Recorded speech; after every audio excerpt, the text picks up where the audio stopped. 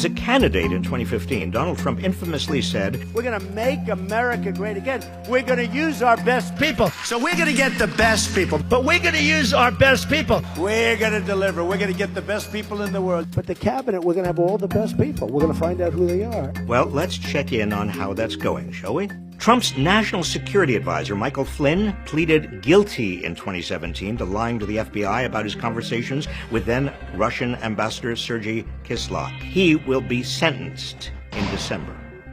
Trump's campaign chairman, Paul Manafort, was sentenced to 7.5 years in August 2019 for a multitude of financial crimes and for lying to prosecutors in breach of his cooperation agreement. Manafort is now in prison. Trump's deputy inauguration chairman, Rick Gates, pleaded guilty in 2018 to lying to investigators and conspiring to commit other offenses. He agreed to cooperate with Mueller's investigation in order to reduce the maximum 10-year sentence he faced. He will be sentenced in December.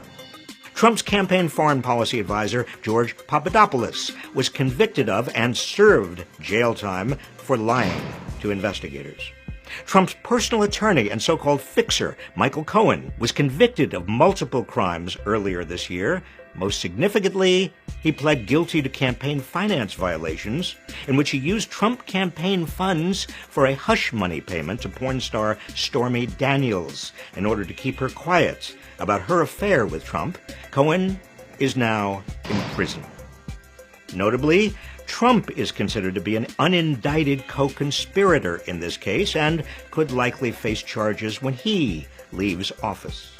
Trump's longtime friend and personal confidant, Roger Stone, was recently found guilty on all 7 crimes he was accused of committing, including lying to Congress, tampering with a witness, and obstructing a congressional investigation into Russian interference in the 2016 election, all in the name of protecting Trump from further scrutiny. Stone now faces a maximum sentence of 50 years.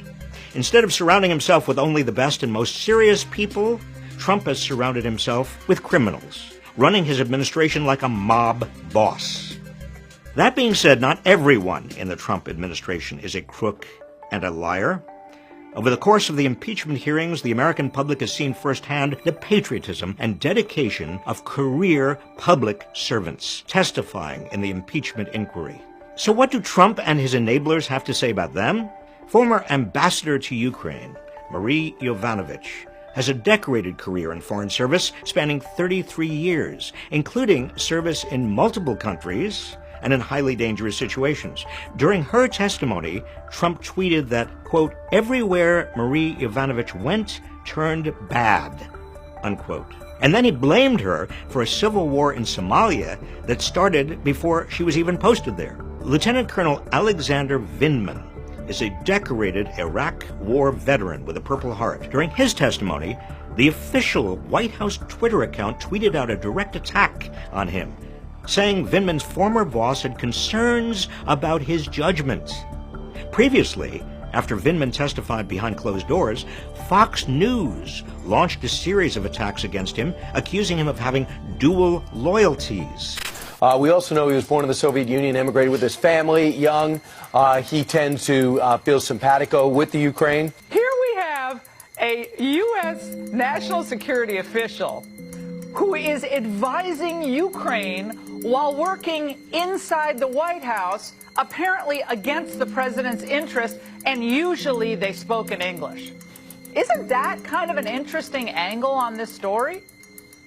I find that astounding, and some people might call that espionage. Vindman's fellow witness, Jennifer Williams, a veteran Foreign Service officer and national security aide to Vice President Pence, who listened in real time to Trump's July 25th telephone call with Ukraine President Zelensky and called it inappropriate, had barely left the hearing room when the White House issued a statement challenging her credibility. Even before she appeared, Trump called her a never-Trumper who should work out a better presidential attack. Ms. Williams, are you a never-Trumper? I'm not sure I know an official definition of a never-Trumper. Would you describe yourself that way? I would not, no. When Marie Yovanovitch's testimony concluded, Donald Trump Jr. took to Twitter to attack her and the previous two witnesses, acting ambassador to Ukraine William B. Taylor Jr. and top State Department official George Kent as, quote, career government bureaucrats and nothing more. And in the same tweet, he claimed that America hired Donald Trump to fire people like the first three witnesses we've seen. When David Holmes, a top aide to the U.S. Embassy in Kiev, told lawmakers that he heard Trump ask Ambassador Gordon Sondland whether Zelensky is, quote, gonna do the investigation, unquote, Trump tweeted that it's impossible to hear a private phone conversation.